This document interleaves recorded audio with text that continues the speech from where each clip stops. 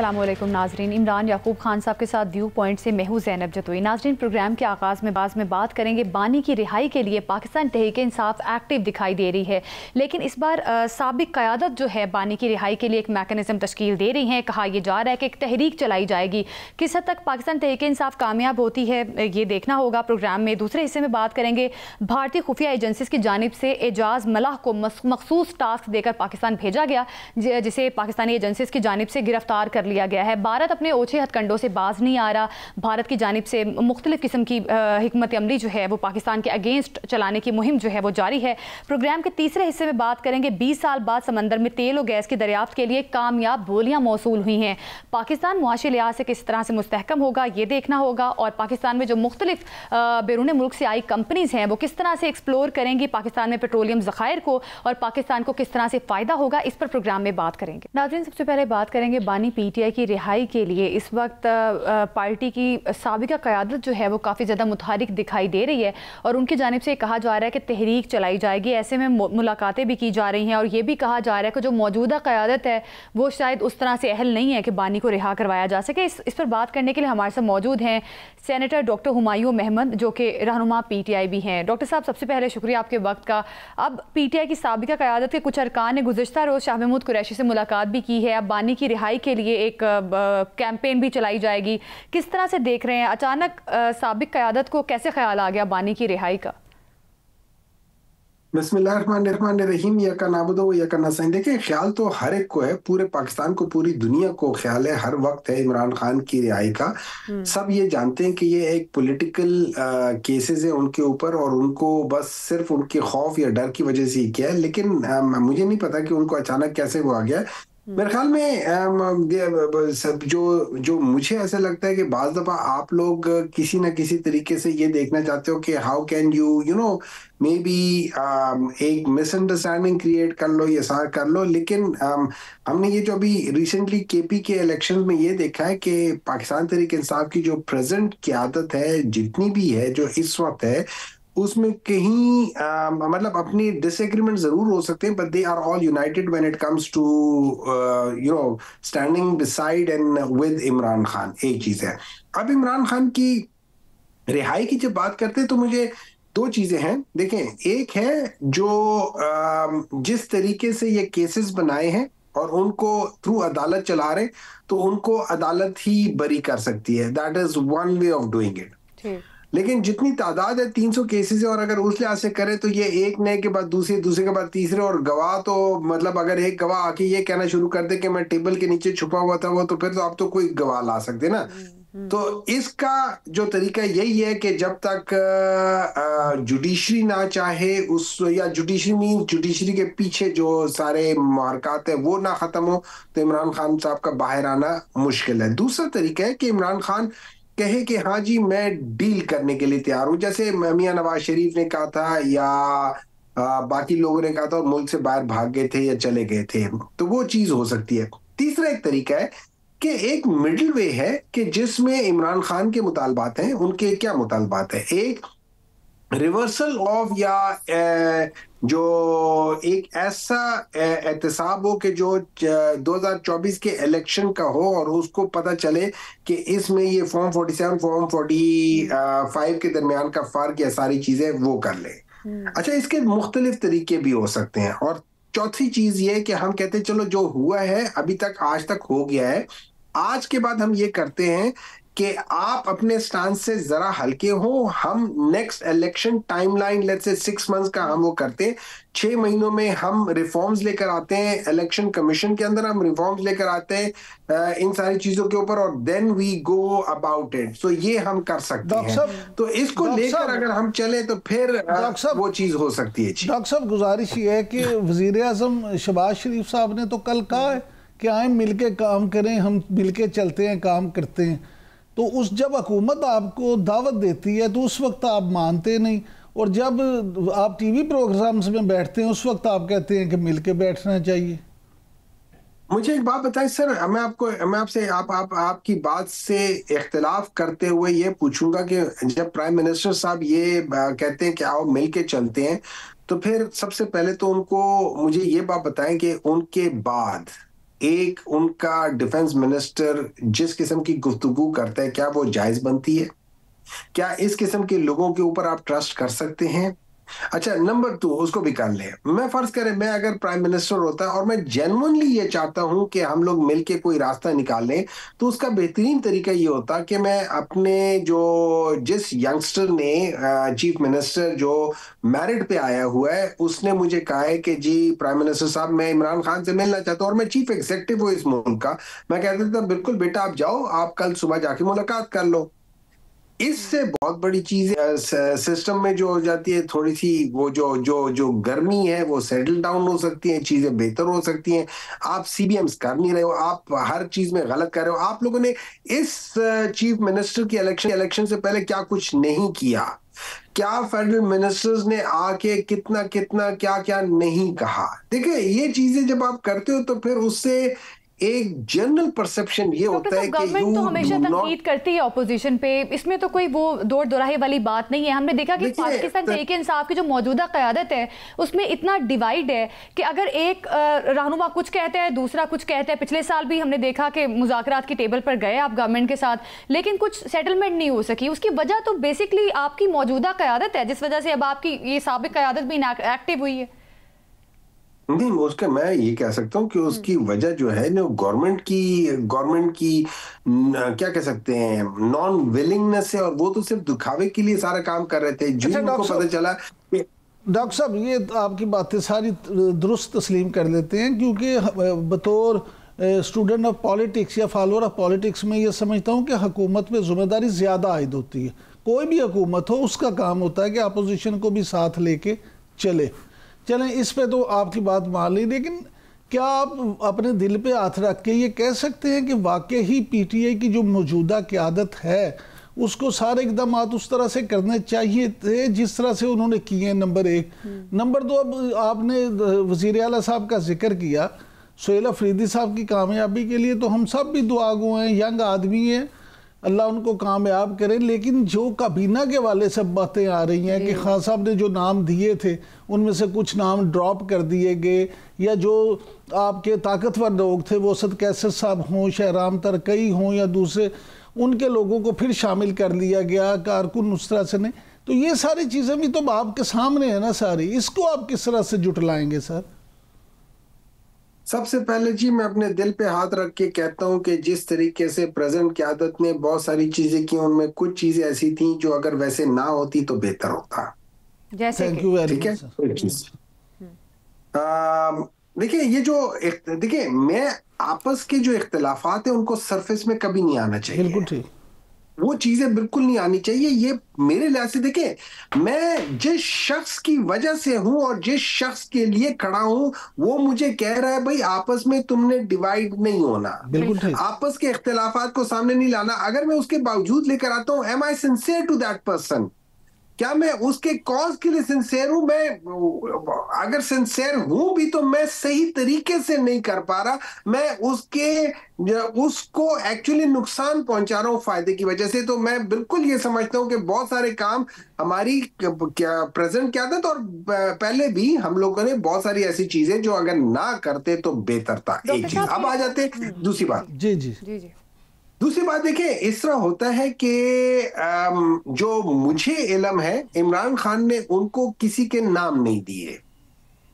उन्होंने कहा तुम अपनी क़यादत अपनी जो काबीना है वो खुद कर लो और हम बाद में उसके ऊपर डिस्कशन कर लेंगे to the best of my knowledge. इसका मतलब ये था कि चूंकि एक आपको पता है कि जिस तरीके से ये गवर्नमेंट या ये सिस्टम जो है पाकिस्तान तहरीक इंसाफ के खिलाफ चल रहा है और उसको हर गैर आईनी तरीके से हटाना चाहता है या हर गैर आईनी तरीके से साइडलाइन करना चाहता है, तो वहां पे एक गवर्नर राज की बात हो रही थी या उस चीज है, उसके लिए वो बहाना बना रहे थे कि जी हालांकि कानून में कोई ऐसे कदगन नहीं है कि आप कितनी देर में अपनी काबीना बनाते हो, लेकिन वो कभी कोई एक मिनिस्टर कभी स्टेट मिनिस्टर आके क्या क्या बयान दे रहे, तो उसके लिए ये जरूरी था, मैं समझता हूँ ये जरूरी था कि एक बना लो। अब इन्होंने अपनी एक बना ली है कैबिनेट, वो बना बना लिए हैं उसमें मेरी नजर में इन्होंने चूंकि ज्यादातर वही पुराने कैबिनेट वाले लिए, उसकी वजह ये थी, शायद ये बताना चाहते थे कि यार हम लोगों में जो उन्होंने चुने थे मुझे उनसे कोई प्रॉब्लम नहीं है, हम सारे एक ही हैं, तो it does not make a dime of a difference कि कौन क्या है। इमरान खान ने सिंगल डिजिट पर मुश्तमिल काबीना बनानी चाहिए, लेकिन 13 अरकान पर मुश्तमिल। चले वो भी अलग सवाल है। डॉक्टर साहब मुझे ये बताइएगा, मैं आपसे ये जानना चाहूँगा कि ये जो कुछ रहनुमा साहब का PTI के जो पुराने जो रहनुमा फवाद चौधरी साहब, इमरान इस्माइल साहब, मौलवी महमूद साहब, सब्तैन खान साहब, ये जो शाह महमूद कुरैशी साहब से इन्होंने मुलाकात की है, तो मेरी नज़र में तो गुजारिश ये है कि PTI का एक प्लस पॉइंट है जो किसी लिहाज से नेगेटिव पॉइंट भी वही है कि PTI में इमरान खान साहब के अलावा तो कुछ नहीं है। इमरान खान जिस पे हाथ रख दें वो आज लीडर है, जिससे हाथ उठा लें वो आज ज़ीरो है। तो क्या आप ये समझते हैं कि ये लोग जो हैं ये इस कैपेबल हैं, इतने इनमें है कि ये कोई तहरीक चला सके ऐसी जो मौजूदा क़यादत नहीं चला पाई? देखिए, तहरीक चलाना और जो मौजूदा क़यादत नहीं चला पाई, मेरा नहीं ख्याल कि वो ये कर पाएंगे। बाकी अगर वो जाके मिलना चाहते थे शाह महमूद कुरैशी साहब, वो और उसकी वजह ये थी कि वो उनको थोड़ी सी वो हॉस्पिटल में एडमिट हो गए थे, तो वो हॉस्पिटल में जाके उनसे मिले, अच्छी बात है जाके मिले, आई एम श्योर बाकी भी। लेकिन आप लोग, मेरा ये ख्याल था कि जो आई एम श्योर PTI वाले भी जाके मिले, सारे हुए, लेकिन वो चूंकि एक रूटीन चीज थी, वो खबर की जीनत नहीं बनी, और चूंकि ये चीज थी तो इसको सामने ले गया। समटाइम्स जो दिखता है वो बिकता है, वो ज्यादा हो जाता है। आप बात चीजें बेचना चाहते हैं तो वो आप दिखा देते हैं, बात चीज नहीं बेचना चाहते वो करने। आप लोग बाद दफा हमारे मीडिया ने कंट्रोवर्सी क्रिएट करनी होती है, बाद दफा क्रिएट की जाती है थ्रू मीडिया ताकि ये चीज करे, तो वो बहुत सारी चीजें चलती रहती है। लेकिन क्या सच है क्या झूठ है मुझे इससे कोई मतलब नहीं, वो जरूर जाके मिले। लेकिन क्या उनके इस मिलने से एक तासुर जो पैदा हो रहा था वो होगा कि पाकिस्तान तहरीक इंसाफ के अंदर कोई डिवाइड होगा या शाह महमूद कुरैशी किसी दूसरी तरफ नहीं होंगे? वो इमरान खान के साथ थे, हैं, रहेंगे, इसमें कोई शक नहीं है। हम लोगों ने इस इलेक्शंस में भी देख लिए 92 के 92 जो है वो PTI में अपनी जगह पे खड़े रहे, और उसकी एक वजह थी, उसकी मेरी नजर में जो मेन वजह थी वो ये थी कि 2018 में इमरान खान ने एक शक की बुनियाद पर या इंफॉर्मेशन की बुनियाद पर कि ये 20 लोगों ने पार्टी पॉलिसी के खिलाफ जाके वोट किया था, उनको सबको 3 महीने पहले निकाल दिया था। तो उस खौफ और डर की वजह से अभी कोई पार्टी को इस लिहाज से कोई बगैर पार्टी के उसके वोटिंग करने का कोई सोच भी नहीं सकता। तो बहुत दफा चीजें तो इमरान खान ने ऐसी की हुई है। साबिक क़यादत जिस तरह से अलर्ट और एक्टिव हुई है, एक दफा फिर वो तहरीक चलाने जा रही है, वो किस हद तक कामयाब होती है। बहुत शुक्रिया आपका। सेनेटर डॉक्टर हुमायूं अहमद साहब हमारे साथ मौजूद थे और हमें बता रहे थे। इमरान साहब, अब आपको क्या लगता है, पाकिस्तान तहरीक इंसाफ की साबिक क़यादत जिस तरह से एकदम से एक्टिव हुई है, फिर बानी के अहकामात की बात डॉक्टर साहब भी कर रहे थे कि बानी के अहकामात को नहीं मान रही मौजूदा क़यादत। अगर बात की जाए अभी जो रिसेंट वाक़या चल रहा है सलमान अकरम राजा और आलिया हमजा के दरमियान, के बानी ने कहा है कि आप सोशल मीडिया पर इंटरनल पार्टी के मामला ना डिस्कस करें या इस किस्म की महाजराई से अवॉइड करें, लेकिन उसके बावजूद पाकिस्तान तहरीक इंसाफ की मौजूदा क़यादत इस किस्म के बयान सोशल मीडिया पर पोस्ट करती है और अपनी पार्टी को कमज़ोर कर रही है। और ये जो साबिक क़यादत एकदम से एक्टिव हुई है, क्या लगता है पार्टी को हाईजैक करने का प्लान है इनका? देखिए, बात ये है ज़ैनब के साबिक जो रहनुमा PTI के मिले, इमरान इस्माइल साहब हों या फवाद चौधरी साहब या सब्तैन खान साहब, ये वो लोग हैं जो सियासी समझबूझ रखने वाले लोग, ये सियासत को बहरहाल समझते हैं। आपको उनकी पॉलिसी से, आपको उनकी सोच से, आपको उनके तरीक़ाकार से 1000 इख्तलाफ हो सकता है, लेकिन इस बात में कोई दूसरी राय नहीं कि बैरिस्टर गोहर हों या सलमान अकरम राजा साहब हों या पंचोता साहब हों या अली जफ़र साहब हों, वो अपने अपने जो बतौर कानूनदान तो तमाम एक्सीलेंट हैं, उनकी कोई दूसरी उनकी जोर भी नहीं है, लेकिन सियासी समझबूझ शायद उन्हें उस तरह से नहीं है, क्योंकि वो सियासत के पुराने खिलाड़ी नहीं है, सियासत के मैदान में नए नए वारिद हुए हैं। अब ये जो साहिबान है ये सियासी समझबूझ रखने वाले लोग हैं, और सियासी जो लोग होते हैं उनके आपस में ताल्लुकात भी होते हैं, सियासी जड़ें मजबूत होती हैं, और फिर शाह महमूद कुरैशी साहब। लेकिन इन मामलात में आपके एक बात ज़हन में रखें कि ये इनका एकदम से जाना और इकट्ठे जाके शाह महमूद कुरैशी साहब को मिलना ये इत्तफाक नहीं है, ना ये सिर्फ उस लिए गया। और फिर इनका ये कहना कि हम बानी तहरीक के लिए रहाई के लिए वो तहरीक चलाना चाहते हैं। अब मामला ये है कि शाह महमूद कुरैशी साहब के वाले साहब देखें तो बहुत सारे शुबात पहले भी पाए जाते रहे, और बहुत एक जो हमेशा राय रही है लोगों की कि वो इस्टेब्लिशमेंट के करीब रहे हैं लोग, उनके बारे में ये आम ख्याल है कि इस्टेब्लिशमेंट का भी उनकी तरफ ज़रा नरम गोश है। कुछ लोग तो उनकी मुख्तलिफ केसेस में रहाई जो है उसके फैसलों को भी जो है उस नज़र से देखते हैं। तो ये सारी अगर चीज़ें आप देखिए, और फिर इमरान इस्माइल साहब या फवाद चौधरी साहब या मौलवी महमूद साहब, इनके भी इस्टेब्लिशमेंट से जो राब्ते हैं वो किसी से ढके छुपे नहीं हैं। तो कुछ जो सियासी तज़कियाकार हैं उनका ये भी कहना है कि ये भी हो सकता है कि इमरान खान साहब जो हैं वो तो अब अंदर हैं, और बादियों नज़र में ये नज़र भी नहीं आ रहा कि वो जल्दी बाहर आ जाए।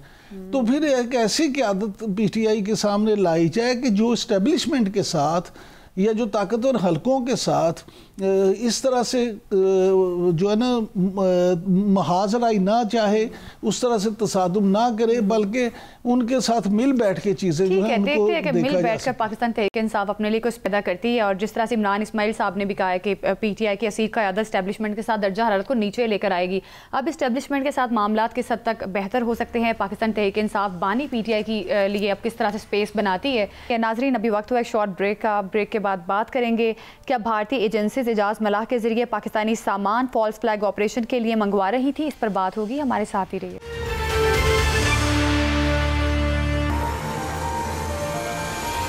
नाज़रीन, पाकिस्तान की कामयाबी मार्का हक में पूरी दुनिया ने देखी। भारत जो है इस कामयाबी से काफ़ी परेशान है और ओछे हथकंडे भारत की जानिब से किए जा रहे हैं और जारी हैं। अब एक मलाह जो है उसको गिरफ्तार किया गया है पाकिस्तान की एजेंसीज़ की जानिब से, जो पाकिस्तान में मुख्तलिफ़ किस्म का सामान भारत पहुँचाता था। इस पर बात करने के लिए हमारे साथ मौजूद हैं एयर मार्शल रिटायर्ड साजिद हबीब, जो कि दिफाई तज्ज़ियाकार हैं। एयर मार्शल रिटायर्ड साजिद हबीब साहब, बहुत शुक्रिया आपके वक्त का। किस तरह से देख रहे हैं जिस तरह से भारत की खुफिया एजेंसीज़ ने एजाज मलाह को टास्क देकर पाकिस्तान भेजा, लेकिन पाकिस्तानी सिक्योरिटी फोर्सेस ने इन मछेरों को गिरफ्तार कर लिया है। अब ये भारत अपने ओछे हथकंडों से बाज नहीं आ रहा, चाहता क्या है? क्योंकि एक तरफ बिहार के इलेक्शन भी करीब हैं और किसके मुख्तलिफ किस्म की बयानबाजी भी भारत की फौजी क़यादत की जानिब से बोली जाती है। किस तरह से देख रहे हैं आप इन तमाम तर चीज़ों को? बनिए को एक तो वैसे ही नहीं उसके ऊपर एतबार करना चाहिए, वो कुछ भी कर सकता है, किसी भी हद तक गिर सकता है। अगर वो मोदी ब्रांड का बनिया होगा तो फिर वो गिरे हुए लेवल की तो कोई इंतहा ही नहीं है। वो इंसानी हमदर्दी की जेड है उसकी आड़ में दूसरे तरीकों से। आप देखिए कुलभूषण जो था उसके जब हमने उसको पकड़ा हमारी एजेंसीज ने, तो उसके पास से कैसे कैसे डॉक्यूमेंट्स उससे मिले और मुसलमानों वाला नाम था, उसके हिसाब से उसने बनाया हुआ था। तो ये तो जो भी पकड़ गया हमारी कामयाबी है, क्योंकि हमारी एजेंसीज इन चीज़ों पे नज़र रख रही हैं। और ये बहुत छोटे हथकंडे हैं, लेकिन अभी जो आप बात कर रहे थे मैं उससे बिल्कुल मुत्तफिक हूँ कि जो उनको हजीमत उठाना पड़ी है मार्का हक में, बुनियाद मखसूस में या उनके ऑपरेशन सिंदूर में, उसके बाद से उनको समझ नहीं आ रही और वो हर तरह की पॉसिबिलिटीज एक्सप्लोर कर रहे हैं, स्ट्रेटेजिक लेवल से लेके एक छोटे कारिंदे के लेवल तक, एक मछेरे के लेवल तक उनकी कोशिश है कि वो किसी ना किसी तरह से अब ऐसा कुछ कर सके कि इलेक्शन से पहले इनको कुछ ना कुछ फेस सेविंग मिल जाए। तो लेकिन मुझे उम्मीद है, यकीन है कि इंशाअल्लाह ताला हमारी एजेंसीज और हमारी फोर्सेज ऐसी कोई कोशिश जो होगी उसको नाकाम बनाती रहेंगी। अच्छा साजिद साहब, अब तो मुख्तलिफ जो कॉल्स हैं उसकी वो भी ऑडियो कॉल्स भी सामने आई हैं, वो वुज़रा की तरफ से मीडिया को सुनवाएं भी दी गई हैं, तो उससे सारी चीज़ें तो जाहिर होती हैं। और जो आप क्या समझते हैं कि ये जो उसको टास्क दिया गया था ख़ास तौर पे पाकिस्तान से मुख्तलिफ सामान मंगवाने का और यहाँ से फ़ौजी इदारों की वर्दियाँ मंगवाने और फिर पुराने नोट मंगवाने और ये जो सारी चीज़ें, तो क्या ये मुख्तलिफ फॉल्स फ्लैग ऑपरेशन में इस्तेमाल की गई चीज़ें मंगवाई जाती थी?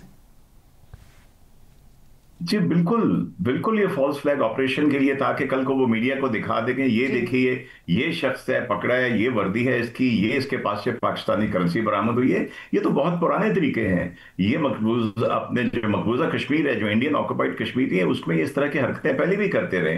तो ये छोटे छोटे पॉन्स होते हैं बदकिस्मती से, जो इस तरह के ये काम इनके लिए करते हैं। और ये बिल्कुल आपने सही कहा, ये फॉल्स फ्लैग के लिए करेंगे। कोई एक आप देखें, पहले भी हमें बहुत से रिटायर्ड लोगों को कॉशन करना पड़ा था।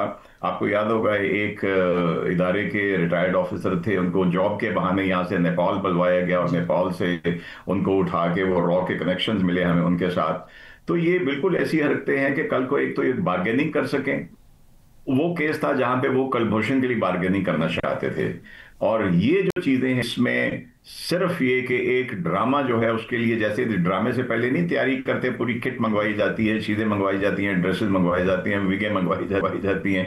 तो ये ऐसे ही करने के लिए तो बहुत बचकाना सी चीज है। लेकिन क्या किया जाए कि सोशल मीडिया पे जब भी कोई ऐसा झूठ डाला जाए तो इनिशियली उसको फैलाया जाता है और लोग उसको मानने का तकरीबन मान भी लेते हैं। मैं अभी एक वीडियो देख रहा था इंडियन मीडिया की, उसकी सोशल मीडिया की, जिसमें उन्होंने हमारे एक बेस के ऊपर कोई सैकड़ों क्या हजारों अमेरिकी फौजी दिखा दिए जो यहाँ पे बैठे हुए हैं, उनके न्यूक्लियर असासे हैं। और मैं हैरान था कि उसको हजारों व्यूज मिले हुए थे। और लेकिन ये शुक्र है कि वो सारे इंडियन से मिले थे और वो उसको अपनी बड़ी कामयाबी समझ रहे थे कि यहाँ पे उन्होंने एक्सपोज किया है पाकिस्तान को। तो मैं बिल्कुल आपकी बात से मुत्तफिक हूं कि ये कोई ना कोई छोटा मोटा ड्रामा करने के लिए इस तरह की चीजें मंगवाते हैं। अच्छा सर, ये फरमाइएगा कि भारतीय मीडिया ने दावा किया कि चीन ने तिब्बत में लहानसे एयरबेस पर 36 फाइटर्स जो तैयारे हैं उनके नए शेल्टर्स तमीर किए हैं, जहां पे J-16, J-11 और J-20 लड़ाका तैयारे रखे जा सकते हैं। और उसके अलावा वहां पे फ्यूल स्टोरेज, रडार स्टेशन और कमांड कंट्रोल ब्लॉक भी कायम किया गया। तो ये बेस कायम करने के पीछे चीन की क्या मंसूबाबंदी हो सकती है? देखिए, आपको पता है कि कुछ अर्सा पहले उस रीजन में ऑक्साइड चेन और उस रीजन में भारत ने कोई कोशिश की थी दरअंदाजी की, जिसको इंतहाई सख्ती से जो है बड़ी कुचल दिया गया चाइनीज की तरफ से। और फिर इनकी बड़ी रोते हुए इनकी तस्वीरें भी इनकी फौजियों की आई थी। तो आई थिंक चाइना जो इस रीजन को, मेरी जाती राय है कि ऑक्साइड चेन यहां से लेके तिब्बत तक ऑल द वे, आपने भी शायद न्यूज में पढ़ा होगा, बिल्कुल सही है, वो लेटेस्ट कनेक्शन रेल का बना रहे हैं जिसके ऊपर ये पूरे इंडियन बॉर्डर के साथ जो है इनको ऑब्जर्व कर सकेंगे। इसलिए मैं समझता हूं कि अमेरिका के या वेस्ट के पास आज भी चाइना को कंटेन करने के लिए, अगर इस रीजन में, जिसको हम इंडो पैसिफिक रीजन कहते हैं, अगर कोई उनका साथी है या हो सकता है, वो भारत है। तो चाइना इज वेरी स्मार्ट, वो लेकिन चाइना ने बड़ा लेकिन इसी के साथ जो है एक और सवाल है साजिद हबीब साहब, कि अब तो जो vice chief of Indian navy है उन्होंने भी धमकी दे दी है पाकिस्तान को भी और चीन को भी कि उनकी पूरी नजरें हैं, ऑपरेशन सिंदूर अभी खत्म नहीं हुआ। तो आप क्या समझते हैं कि उनकी ये धमकियां जो है चीन उस पर खामोश बैठा रहेगा? इसीलिए कहते हैं कि कम पीनी चाहिए, जब ये ज्यादा पी लेते हैं तो फिर ये धमकियां इसी तरह की देखते हैं। देखिए, आपने चाइना के वो उनके स्ट्रेटेजिक इंस्टीट्यूट के बहुत बड़े उनके एनालिस्ट हैं विक्टर गाओ। ये चाइना की लेटेस्ट परेड के बाद आपने शायद देखा, आपकी नजर से गुजरा हो मिस्टर विक्टर गाओ का वो पैगाम, जो उसने वेपन 61 वो वेपन है जो चाइना ने डेवलप किया है, जिसमें एक मार्क 7 मार्क 6 मिसाइल के अंदर 60 वॉरहेड न्यूक्लियर और एक जो है वो हाइड्रोजन बम वो उसके अंदर फिट होता है। और वो हाइपरसोनिक स्पीड से ऊपर जाके नीचे आता है और पूरे ग्लोब पे एक मिसाइल से 61 टारगेट्स को बगैर इंटरसेप्शन के हिट किया जा सकता है। इसके ऊपर अमेरिका ने कोई इसको डिनाई नहीं किया।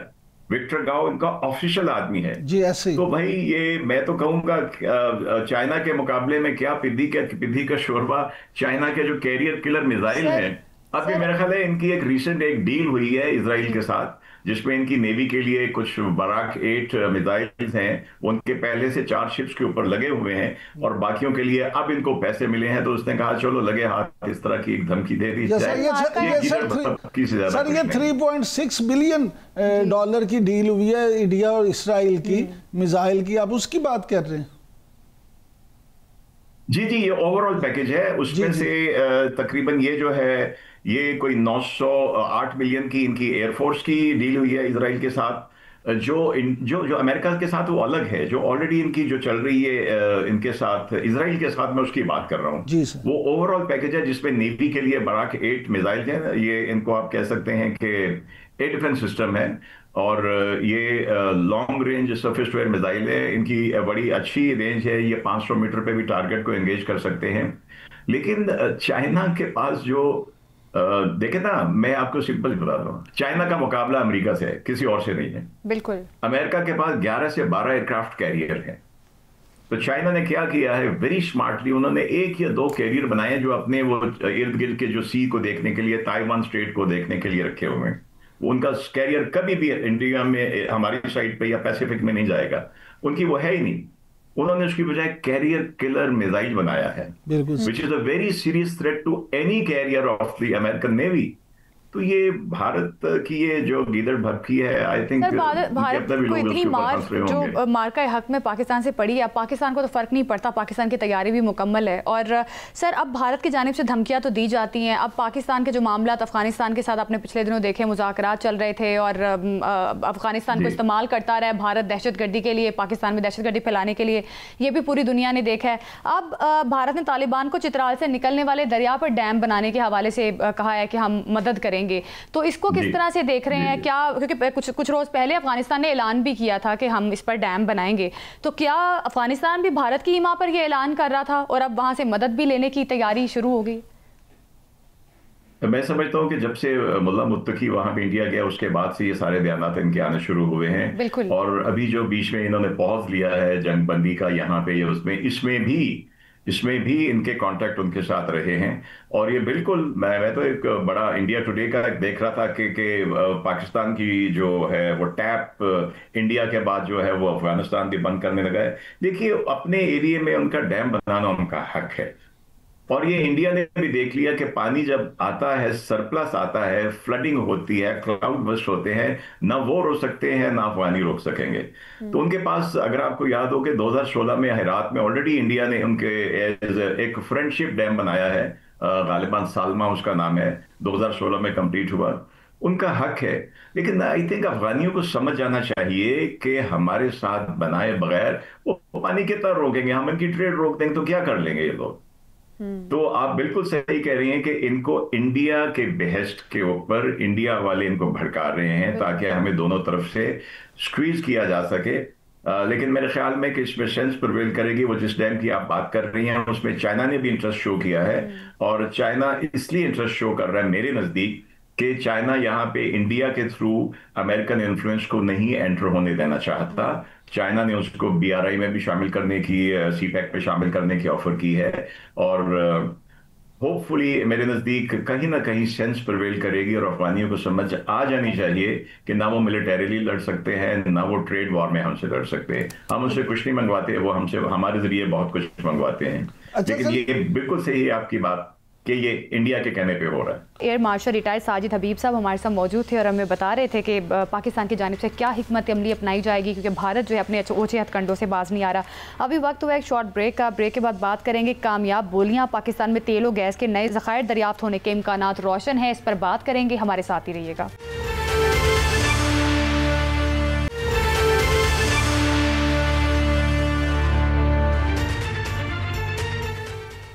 वेलकम बैक नाजरीन। 20 साल बाद समंदर में तेल और गैस की दरियाफ्त के लिए कामयाब बोलियां सामने आई हैं, जिसके नतीजे में $1 अरब की सरमायाकारी भी मुतवक्के है और इब्तदाई सरमायाकारी $8 करोड़ होगी। इस पर बात करेंगे, हमारे साथ मौजूद है हारून शरीफ, माहिर मुआशियात हैं। हारून साहब, शुक्रिया आपके वक्त का। किस तरह से देख रहे हैं 20 साल बाद समंदर में तेल और गैस के दरियाफ्त के लिए अब कामयाब बोलियाँ सामने आ रही हैं, सरमायाकारी भी मिल रही है, किस तरह से देख रहे हैं आप इतनी बड़ी पाकिस्तान की कामयाबी को? जी, ये पॉजिटिव न्यूज़ है जैसे आप कह रही हैं, और ये पाकिस्तान के अंदर जो लोग इस खित्ते में इस वक्त, इसको हम एक्सट्रैक्टिव इंडस्ट्री कहते हैं, जो चीज़ें समंदर के नीचे या ज़मीन के नीचे होती हैं, ग्लोबली इस वक्त इनका कंपटीशन बढ़ रहा है क्योंकि पाकिस्तान को इन्होंने अभी तक एक्सप्लॉइट नहीं किया था। तो जो अभी हमारे बिडिंग हुई है उसके अंदर पाकिस्तान की कंपनियां भी हैं, स्टेट ओन्ड कंपनियां भी हैं, बट अच्छी चीज़ ये है कि कंसोर्शियम बने हैं जिसके अंदर अमेरिकन कंपनी भी है, टर्किश भी है। तो इंटरेस्ट आ गया है। जैसे आपने कहा कि ये पहला फेज तो अभी एक्सप्लोरेशन का है कि कितने ज़खायर नीचे हैं। एक अमेरिकन कंपनी है बड़ी, उसने एक जो रिसर्च की है, उन्होंने कहा है कि यहाँ खासी डेप्थ में ज़खायर मौजूद हैं। तो अल्लाह करे कि ड्रिलिंग का काम शुरू हो, और जो $1 बिलियन की इन्वेस्टमेंट की आप बात कर रही हैं वो ड्रिलिंग से लिंक्ड है। और पाकिस्तान का इन्हिसार क्योंकि तेल की इंपोर्ट पर है, तो अगर हमारे अपने ऑयल के ज़खायर बढ़ जाते हैं तो हमारे इकोनॉमी के लिए बड़ी पॉजिटिव न्यूज़। अच्छा सर, ये जो कामयाब बोलियां हैं ये 53,510 मुरब्बा किलोमीटर पर मुश्तमिल इलाका है, उसके लिए हैं, तो ये एक वसी इलाका है। आपके ख्याल में तेल और गैस के ज़खायर मौजूद होने के यहाँ कितने % चांसेस हैं?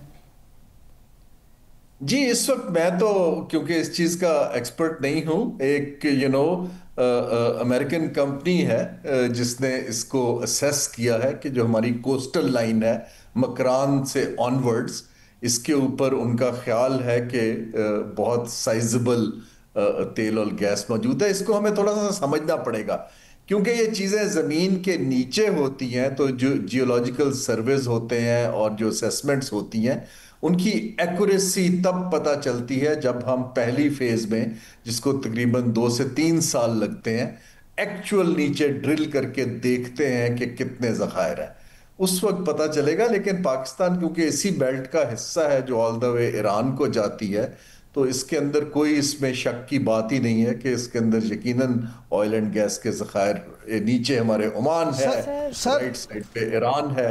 सर, आपने जिस तरह 2-3 दफ़ा अपनी गुफ्तगू में जिस अमरीकी कंपनी का जिक्र किया, तो सर वो कंपनी जो है इस हवाले से बड़ी एक्सपर्ट समझी जाती है और पूरी दुनिया में उसको एक अपना मुकाम हासिल है। तो बहुत सारे जो लोग हैं उनका ये मानना है कि वो यहाँ पे इस सारे प्रोसेस में शामिल ही इसलिए हुए हैं कि उनके पास ये ठोस शवाहिद मौजूद हैं, यानी कभी इम्कान है उन्हें कि यहाँ से उन्हें कामयाबी मिलेगी।